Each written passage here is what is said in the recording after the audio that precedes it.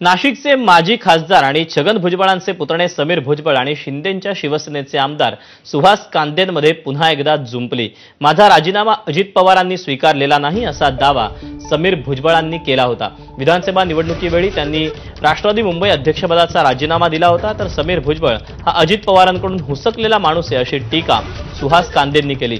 तसंच ED CBI पासून वाचण्यासाठी समीर भुजबळ अजित पवारांच्या पुढे पुढे करत असल्याचं देखील कांदे म्हणाले। राजीनामा मी दिला होता, परंतु अजून तो स्वीकारला गेलेला नाही, पक्षातच आहे। आणि नंतर निवडणुकीनंतर सुद्धा अनेक ठिकाणी पक्षाच्या ज्या मुंबईमध्ये इथे तिथे कार्यक्रमामध्ये मी होतो। दादांच्या पुढे पुढे करणे, दादांची हाजी करणे आणि मग युतीबरोबर थांबणे आणि आहे ते वाचवणे।